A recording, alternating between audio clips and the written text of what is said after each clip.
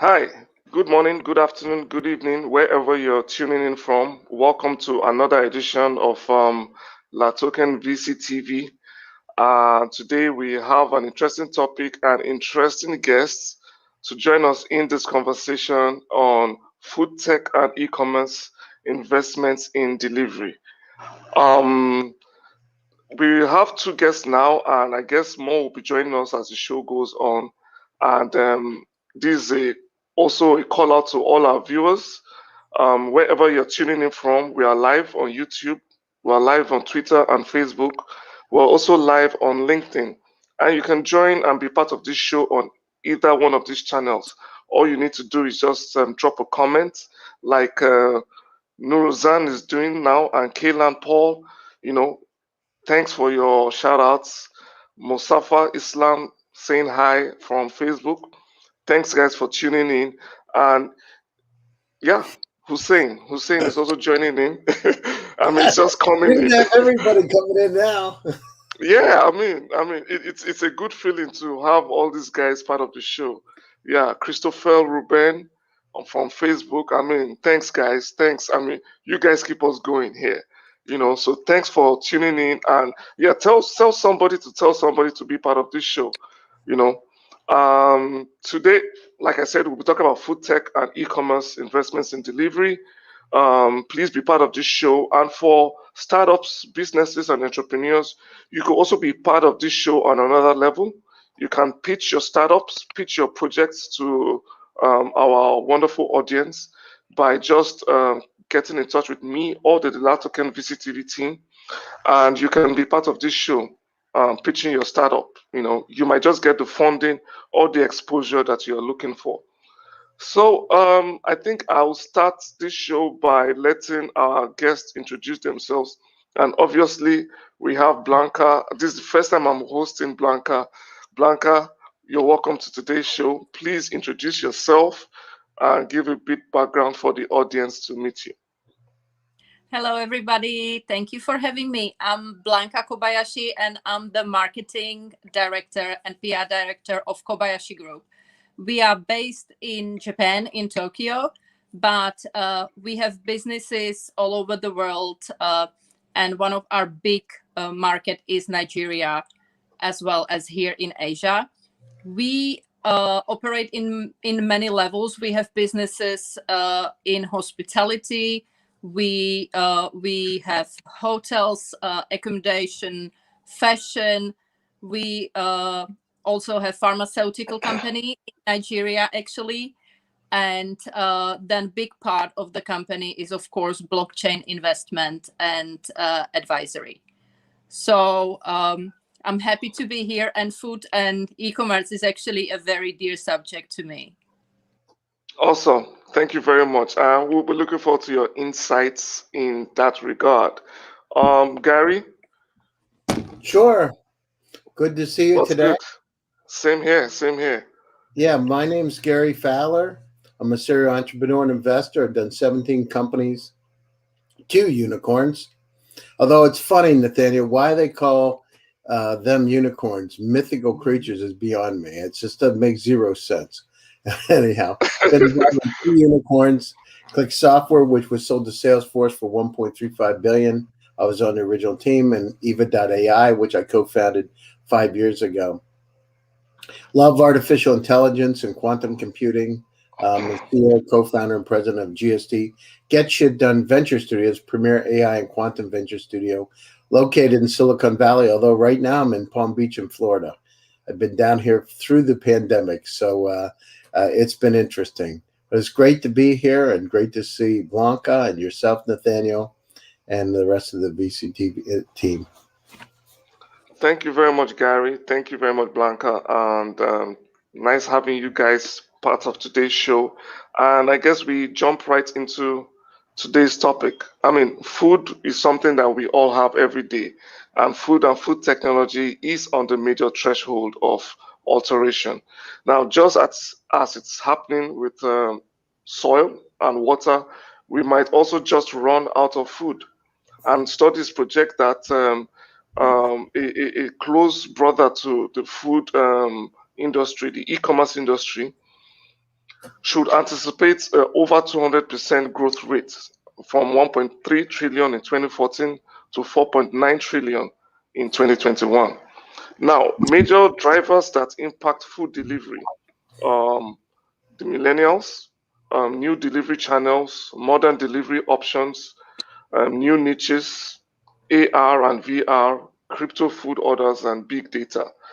Now, my question to Blanca, and I'd like to start with you, is what do you see the future of food delivery as, or paint a picture of how you see where food delivery is going? Right now, we probably have coming out of the pandemic.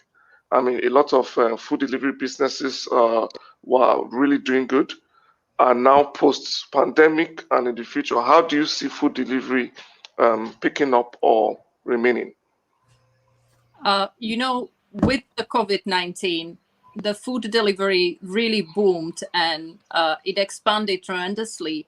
But even though, as we might be slowly coming to the end of COVID, I do not think that the food delivery service will get any less busy. I think people will still kind of try and eat at home and cook at home, and they will need the ingredients delivered, or they will just still order food, and they will keep the trend of staying and eating at home.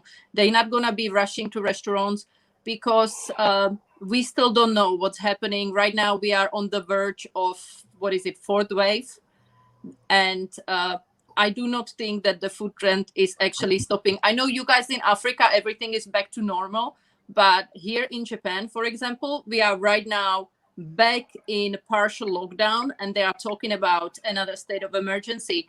So when you think about that, of course the food industry and the delivery will continue and will boom more and more.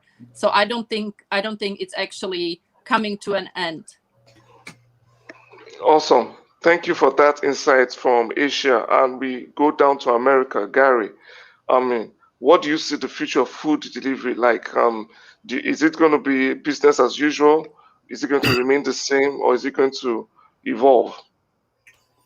Well, I mean, the beginning of this pandemic was really interesting, Nathaniel. I remember here that there were two Chinese restaurants that I would go to. And the one Chinese restaurant at the beginning of the pandemic closed down. The other Chinese restaurant reduced the significantly reduced indoor seating and started going into a delivery model.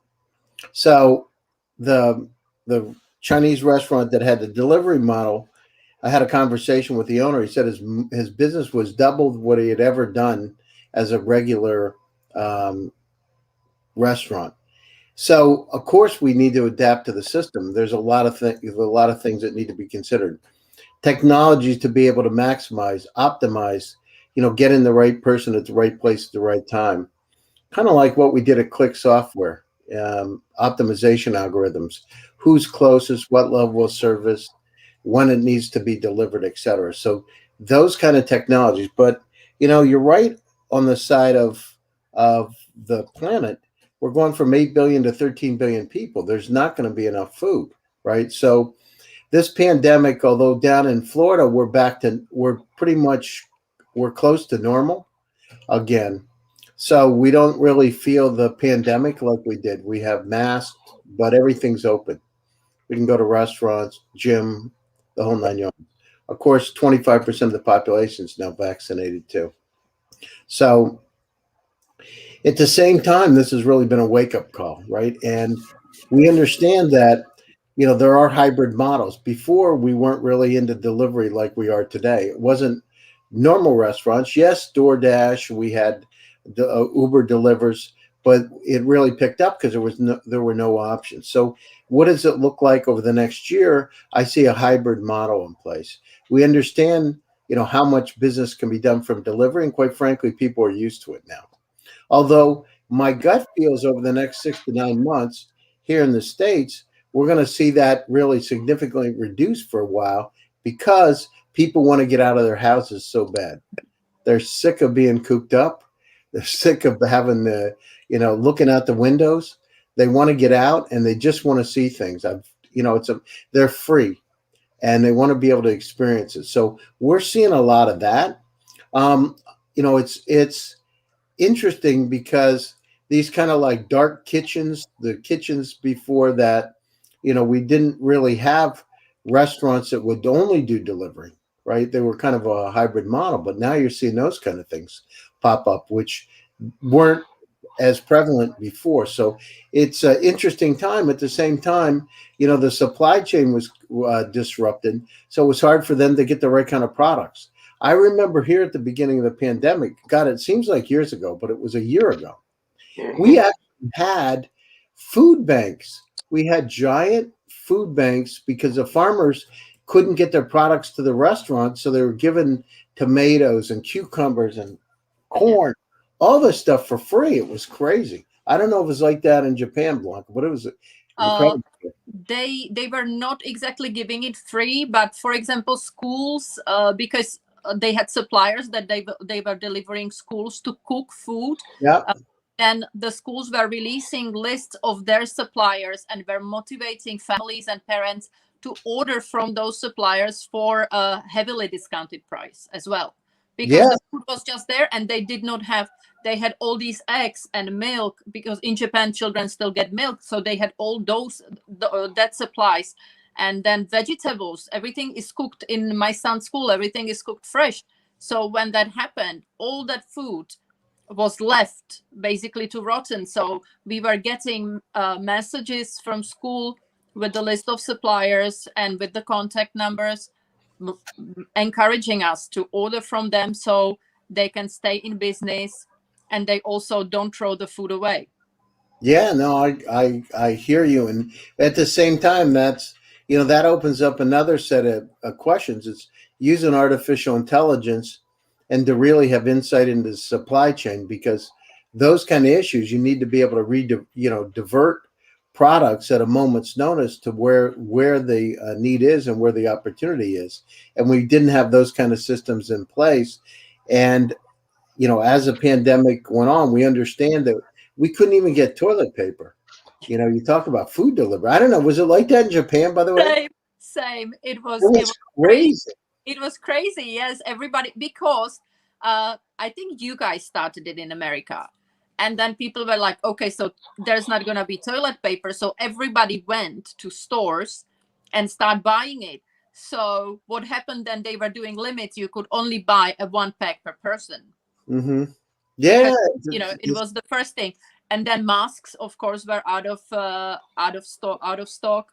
Toilet paper, masks, and then food, like pasta, the food that can last with you, because some people bought such a huge stock of this food, like pasta, noodles, flour. There was no flour, for example, or oil. I think they still have it in their home still today.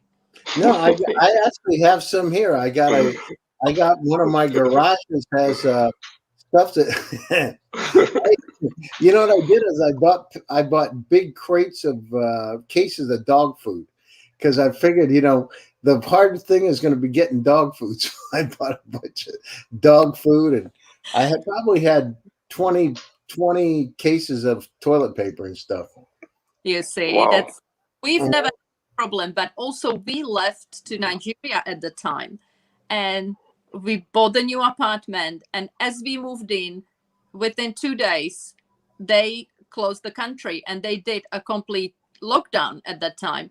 And we've only had limited supplies at home at the time because we just moved in. So that was challenging. Yeah, it's nuts, amazing. And, as we look at it, you look down through these, what we understand is we need to streamline these systems to be able to deliver food. Again, getting the right product, the right place, the right time. But we need to have insights into who the individuals are that are buying, so we can make predictions of what kind of food they want. Imagine systems that could actually make those determinations using things like sentiment analysis. And, hey, it's Thursday is Chinese. We know you like gung pao chicken. Yeah. And to be able to get those products over. Imagine systems like that. Imagine intelligent assistants that'll say, You're probably ready for some grilled salmon. We know just the place. It would be nice. It would be, but if we've learned something, that it's that any business that evolves around food is a good business right Yes. now. Yeah, it's a That, good that business as long as you can get it, and it's having perishable products, right? You yeah. got to make sure that it's within that window of opportunity for the products. As long as you can deliver it to people, or you can even spices. It was not just for me, Yeah. for example, in the past year, it was not just about ready-made food, but it was about the ingredients, the spices, something that I can cook from, that it's not the same food over and over, because if you are at home, you do not want to be eating the same thing. Yeah, So Exactly. getting the different spices and different ingredients, that alone is yeah, also very important. yeah. We had the same problem here. You couldn't get the lemon pepper. I remember that. We couldn't get lemon pepper. And I started getting noodles. I started to stock up on noodles. Why? I don't even eat noodles. It's because oh, oh, everybody Garbanzo was, beans, Nathaniel garbanzo beans, chickpeas. oh Casey, my goodness. yeah. I can't even stand noodles. I don't eat them. But I guess when push comes to shove, you just have to eat something, and then you got to noodles eat come what into you got play. to eat. You know what I mean? It's one of those kind of Exactly. deals. And it's very Exactly. versatile. It's Yeah. versatile, and it can last for a long time. So that is actually, for me, one of my favorite things to cook, because I can cook it in many different ways, and depending on how you spice it, then it's a different meal all over. So I love noodles. Yeah. Yeah, it's great. It's great. I mean, and it just shows the from both of you now. I get the fact that the food industry is going to go over under a lot of upheaval. I mean, the delivery model, especially, there's going to be less business as people go out to restaurants more. But then there's still going to be increased service as people get used to the new normal, like work from home and remote working and all that. And just on that note, I'd like to welcome Dr. Srikant. He's joining us from India, I guess. And thank you for joining the show. And today we're talking about food tech and e-commerce, investments in delivery. Um, just before we go on, can you kindly just introduce yourself to the audience and let them know a bit about you? Absolutely. I'm so sorry. I logged in a little bit late, and the host was kind enough, LaToken was kind enough to let me in. My name is Dr. Srikant Pathasarathi. I'm not a medical doctor. I'm more of a legal doctor, so to speak. And I have had food is so I started my career with Citibank, moved up the hierarchy, and then now act as a legal counsel for Forbes 500, and also funds and family offices. So food is something which is very close to my heart, because we made 3 investments in food last year, and these were on cloud kitchens, on delivery models, as well as cuisine exploration.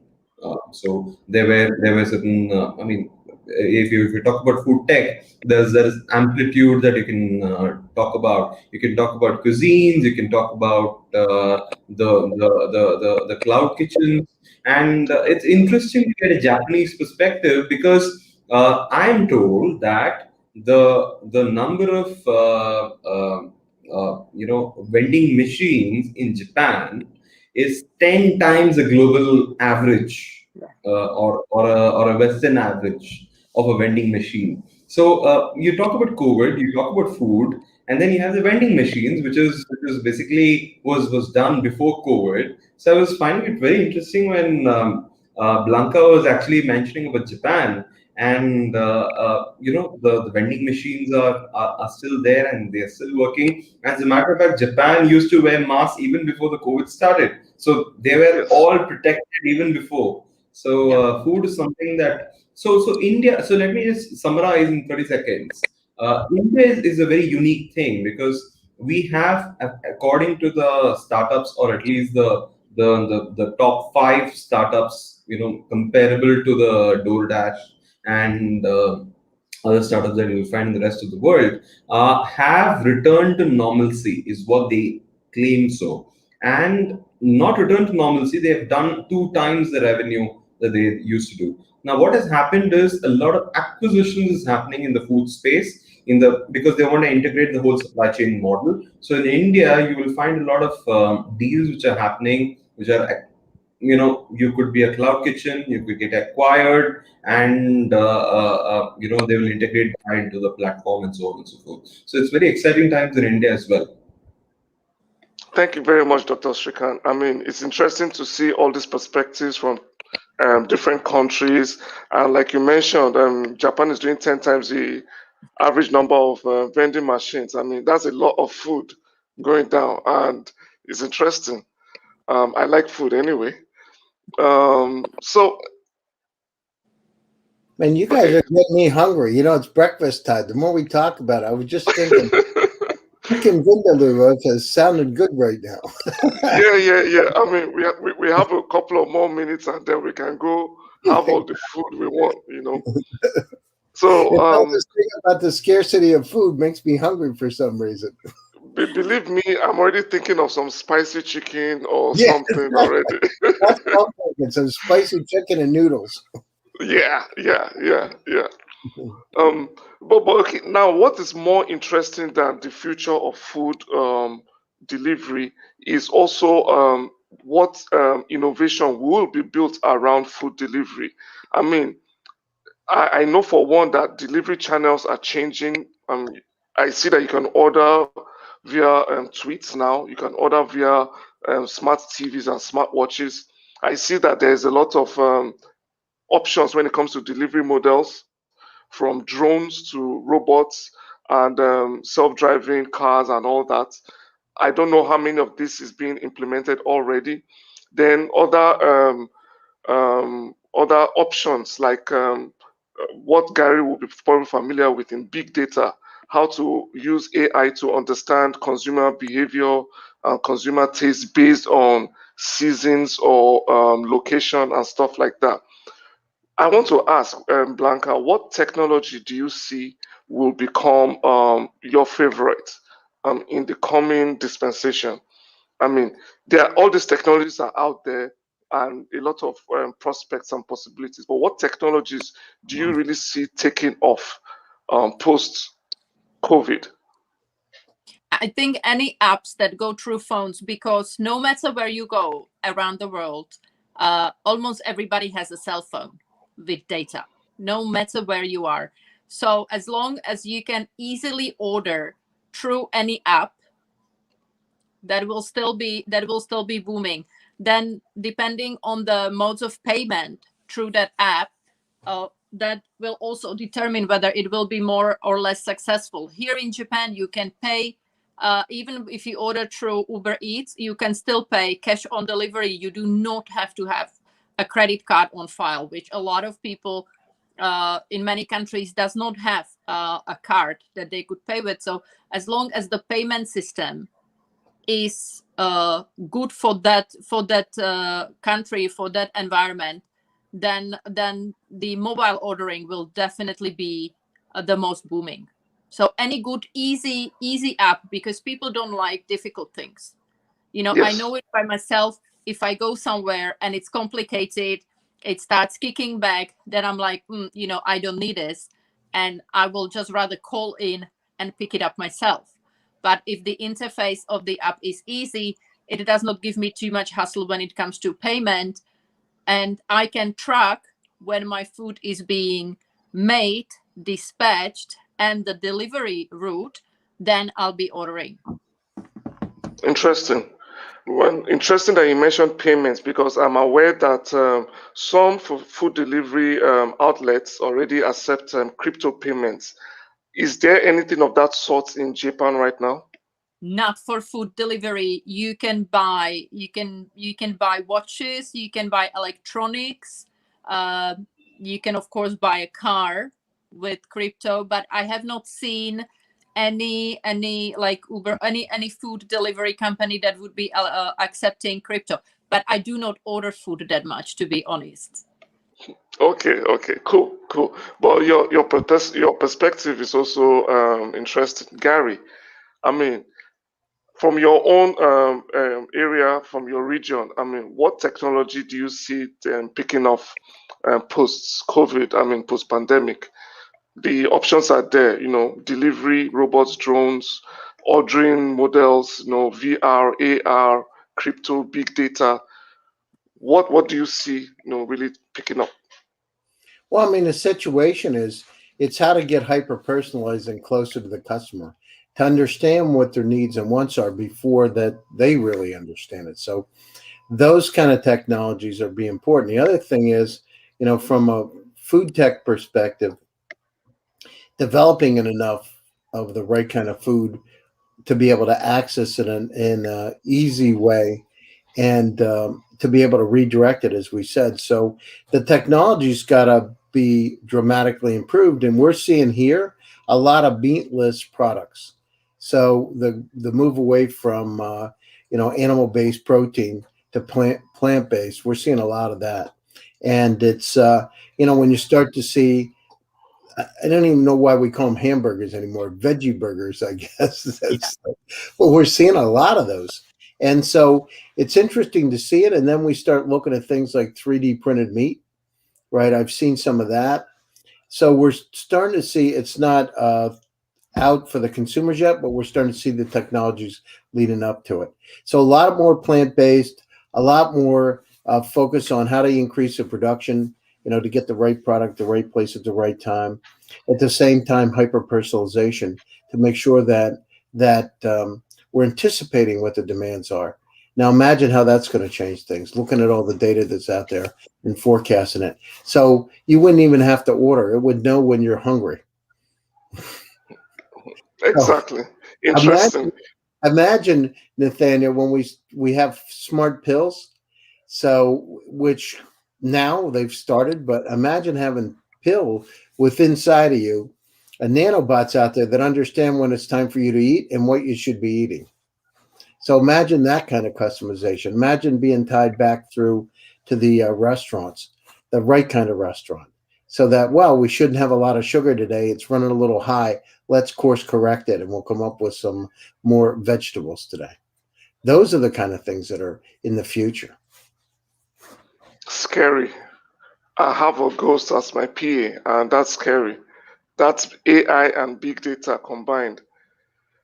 Yeah, Interesting. exactly. You're going to have not a smart but intelligent assistant.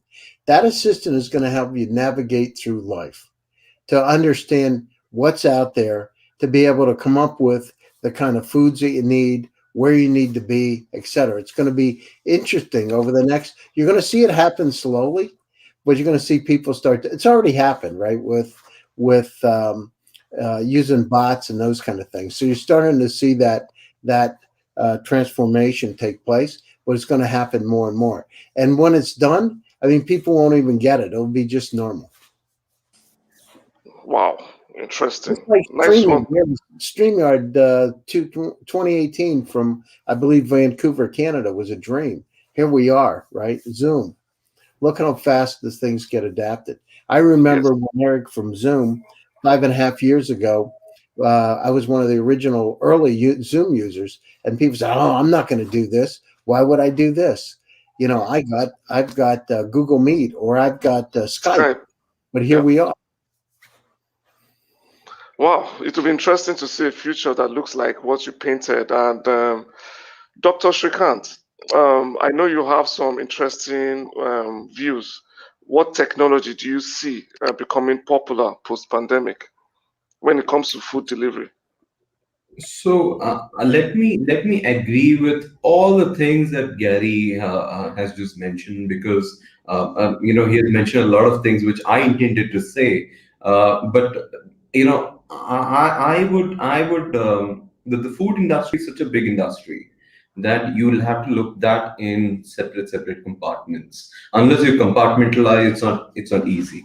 So when it comes to food and when it comes to tech.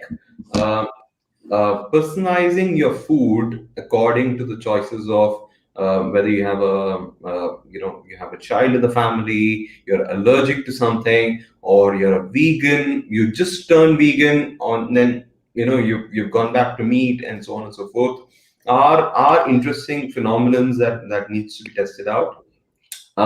One interesting point. Assuming that everything that Gary said, I agree with, is the future of food. There's one more thing which is coming up in India at least.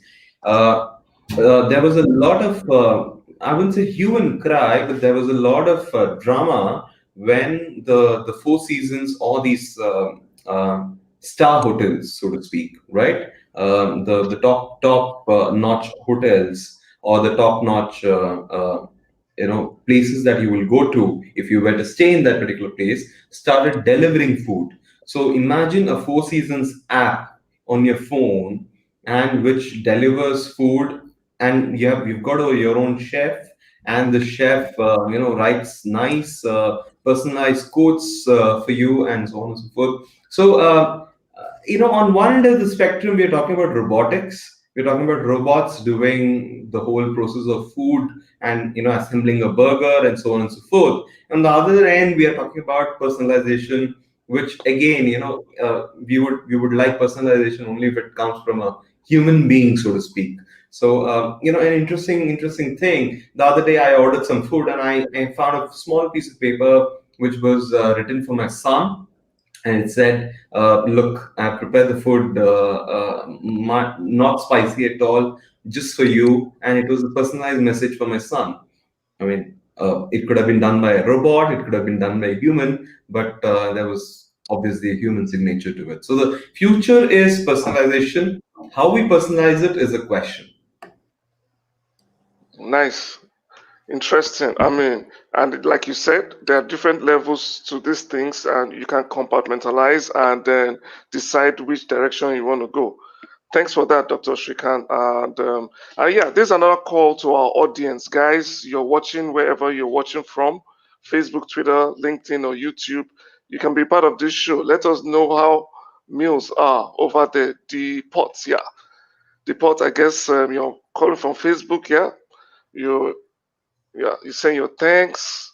And Michael Hates, nice. Yeah, thanks for your comments and thanks for your likes. We are definitely going to the second half of this show towards the end. And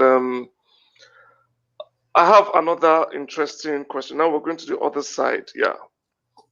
Blanca, food delivery obviously is going through different levels or different challenges. Now, what do you think can be done to address the challenges we are currently facing? And let me just mention just a few of them. When it comes to food handling, meeting customer expectation, the unstable food prices that make the cost of food not accessible. I know now we're talking about food delivery. Mind you, not everybody can afford this service.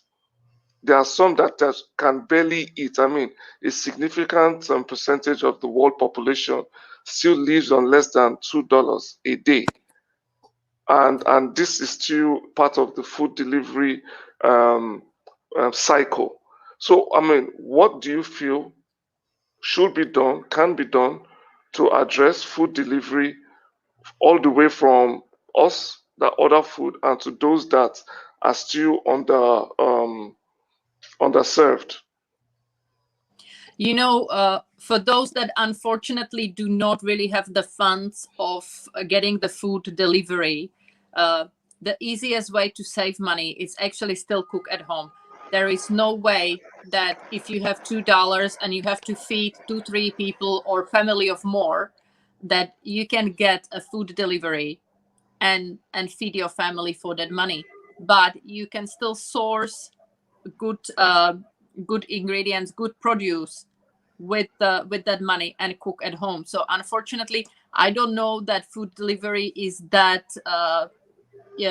much possible for the low income families. But otherwise, I think what all of us, the problems we are all facing when it comes to food delivery is the safety when it comes to food delivery. we had very bad experience when it comes to that with some of the companies that deliver food here in Japan. We would see the delivery person to stop in the middle of a delivery, drop the food on the floor, and, for example, go and use the restroom and leave the food unattended. We have seen the delivery person that would actually fell down with the food and then would just scoop it back into the containers and then deliver to customers. So the biggest problem when it comes to food delivery is actually ensuring the customer that nothing bad happens between the restaurant and the customer. So what solution we need? We need some kind of a safe containers or safe delivery boxes that the food will be, for example, stored in at the point of dispatch.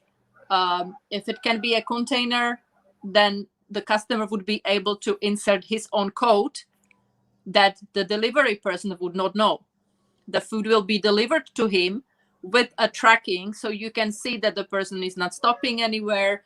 And then because the delivery person cannot get inside the box, he obviously cannot tamper with the food. And when it gets delivered to you, you insert your personalized code, the box open, and you get your food. That would be fantastic if that would work, because that would give us more security that nothing happened to the food in the process. Okay, We've seen quite a lot of it. So that's actually one of the reasons why in our family we'd rather go and pick up the food than have it delivered. We prefer to actually calling up the restaurant and then collect ourselves. We have the option, so that's what we do. We don't actually use the delivery services because of what we have seen, and for other reasons as well. But this is one of the main reasons why we don't use delivery services. Yeah, and you are right. Also, to preserve the food in the condition that is most tasty, it's always necessary to have the right packaging, the right container for preserving. Some food are actually sensitive and all that. So I agree with you. The whole delivery, it changes the food, so you really have to have the right packaging. But then we are in 21st century. We are all trying to reduce plastic, and so getting the right packaging that is also green, that that it's biodegradable, and yet it would not leak. That's another issue. So I think we should focus on these aspects as well. Yes, you are very right. Interesting, and it covers a whole lot of food delivery concerns across borders. Thank you for that, addressing that challenge. Dr. Srikant, I'd like to switch over to you now. The challenges in food delivery are numerous, and what do you feel can be done to address a few that you can identify? See, the question, I think the challenges in delivery is just one part of the equation. For example, in India, we had stray incidents of certain platforms which were delivering, and the delivery persons actually took the food and ate off of it and put back, and so that was identified, and that was curbed. So from a packaging standpoint, so what has happened is that level of sophistication in packaging is something that we have to understand the user base of a food delivery platform, right? He or she is in the food delivery platform in that particular session only for about half an hour or 45 minutes. After that, they're not interested in going. It's not an app that we go back to. It's not a YouTube. It's not a naming or Facebook that we go back again and again. It's an app that we use for a very limited purpose. So, insofar as that is concerned, I think the problem in delivery is largely addressed by secure packaging and tamper-proof packaging and so on and so forth. But where I see the real issue coming up is when I've ordered for a customized food, and when I've said that my food should be prepared in a particular manner, the food arriving in a different manner is something that needs to be addressed. For example, I'm again taking the example of my child.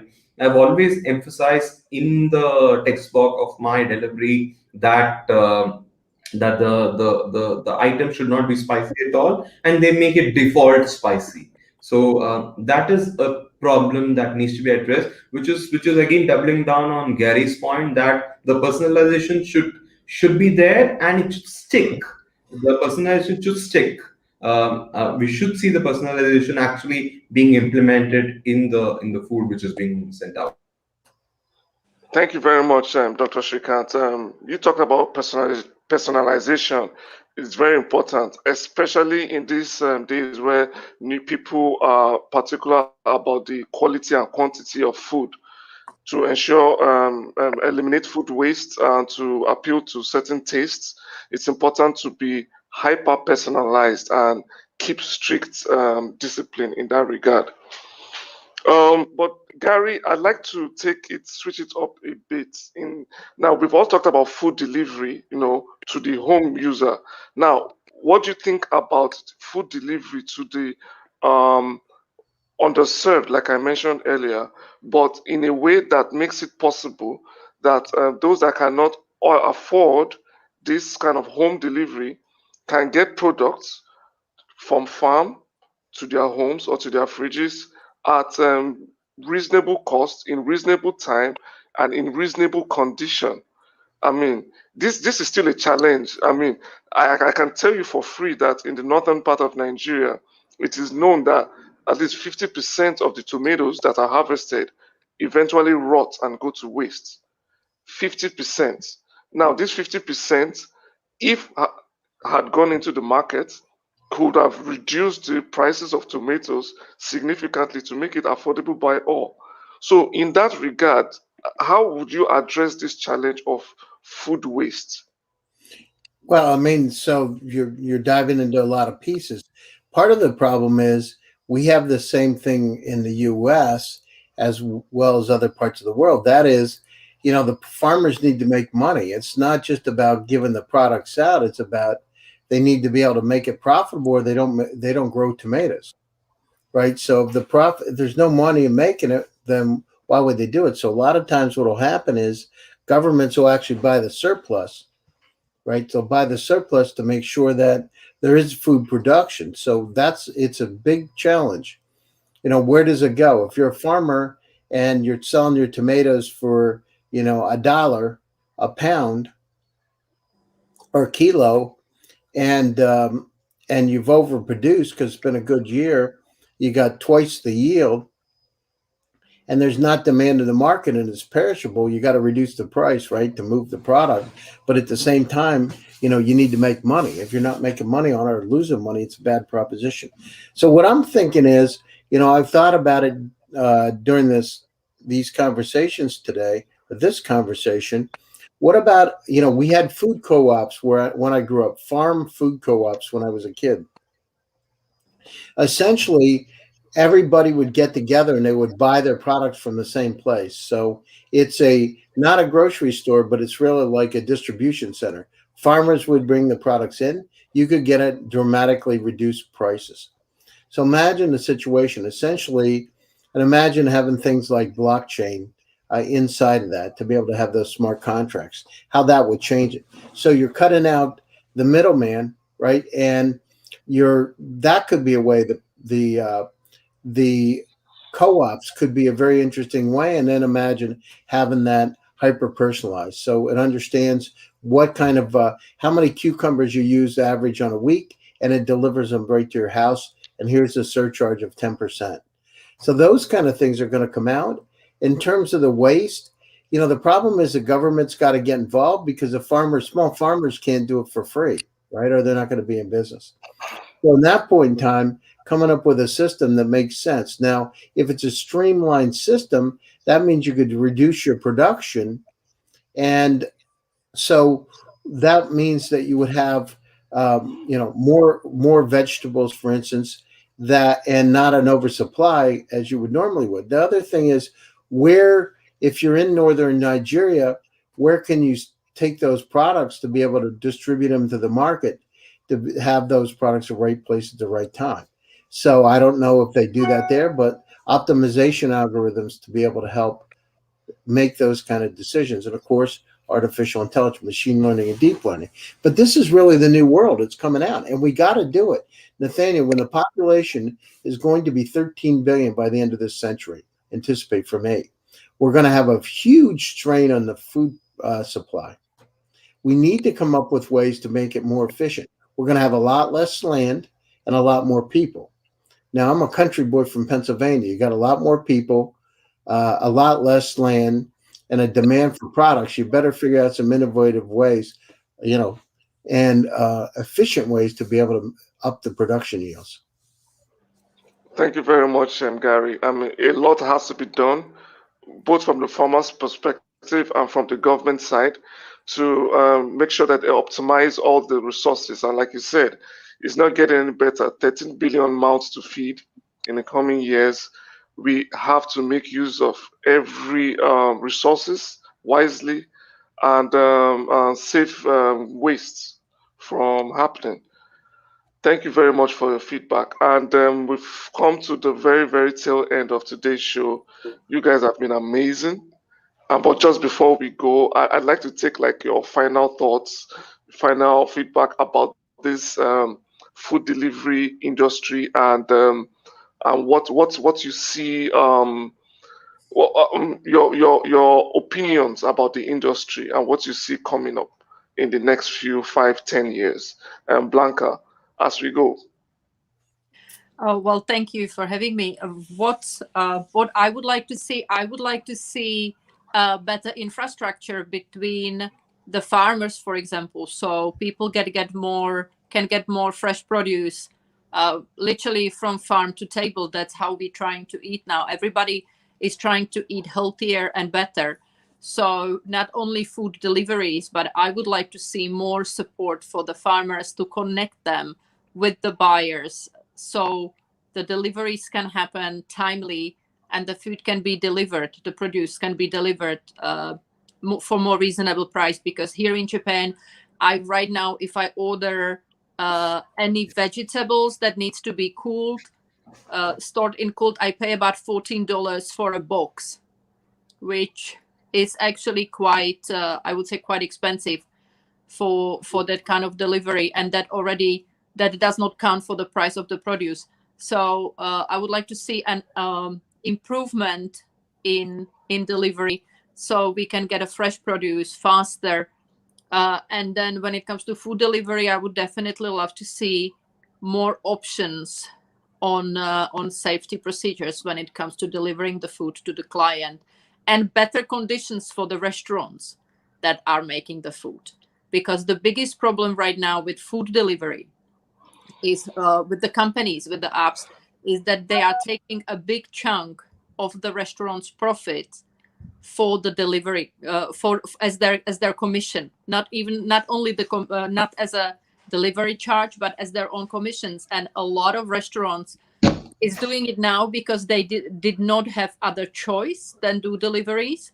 But once the restaurants open, they will not even want to do it, because the platforms are charging them a lot of money and taking their profits. So I would like to actually see better conditions for the restaurants when it comes to food delivery, because they do not have it.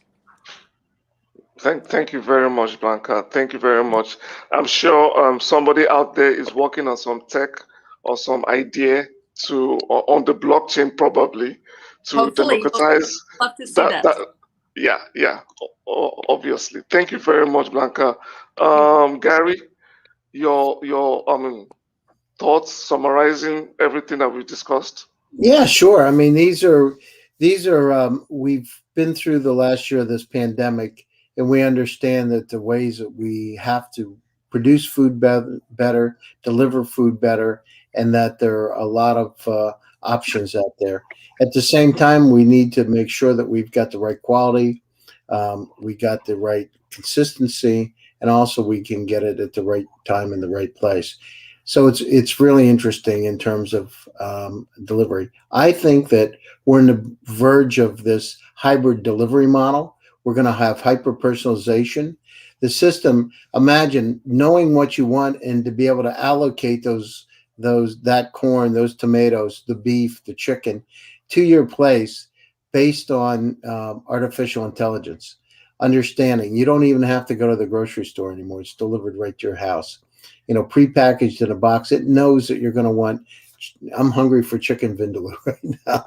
It knows you like chicken vindaloo, and you're going to have all the spices, right, Blanca, ready to go. But those kind of things are going to happen, and we need to make the world a better place. We need to make sure we democratize opportunities, and that everybody has a chance to be able to live and thrive and eat and to survive. So we've got challenges, but I'm optimistic about the future. I'm optimistic about we've resolved a lot of the issues over the last year in terms of the challenges we went through with the pandemic. At the same time, we've opened our eyes and see some of those challenges, and we're addressing them. So it's exciting times. You can reach me, Gary Fowler, on LinkedIn or Twitter. Love to hear from you, and it's great to see my friends today. Thank you. Oh, awesome, Gary. Thanks for that. I'm also very eager to see how AI and big data will help curb food waste, because food waste is a global problem, not just an African problem. Dr. Srikant, your final thoughts, your insights, and summarizing what we've discussed. I think food delivery has just entered its initial stages of, I think, the POC, so to speak. So now we are seeing personalization. Now we are seeing ideas coming up where the Four Seasons have started their own delivery and so on and so forth. So we have got two ends of the spectrum, right? On one end of the spectrum, we have got the ultra rich or the ultra affordable, people who can afford the Four Seasons and so on and so forth. And the other end of the spectrum is food for the needy, the unfortunate ones. So I think the parting thoughts would be that the delivery system is getting more and more integrated, and the more and more it integrates, the more and more I would be able to order a food possibly from 100 miles away, and it could be delivered to me from my favorite restaurants about 100 miles away. So at the moment, the perimeter within which the delivery happens has significantly expanded, and that kind of affects the choice of a customer as well, right? So when you have a customer who's sitting in Pennsylvania, and he's wanting a food which is produced somewhere in some town outside of Pennsylvania. So that delivery option should be there. So that is the future. I think there are a lot of problems to be solved. Problems as in there are a lot of opportunities that are available. It is for people or entrepreneurs to seize it. I can be reached at Srikant Patsarthi at LinkedIn, and of course, you just put in Dr. Srikant Patsarthi and you can find me. Cool. Thank you for that. And I guess, Blanca, we can also find you on LinkedIn too. Yes, you can find us on LinkedIn, either at Harry King's International or at Kobayashi Group, and also my LinkedIn and my husband's LinkedIn, or you can contact us through any of our websites. So either through Harry King's International or through Kobayashi Group or through kingsleykobayashi.com, and then on social media. Thank you very much, guys. You guys have been awesome today. Beautiful insights. I enjoyed the show. I look forward to having a similar show, another topic, another day. But until then, have a good day, and we are free to go and have that chicken or meal that we're so hungry for. That's what I'm saying. All right, bye-bye. Bye-bye. Thank Yeah. you.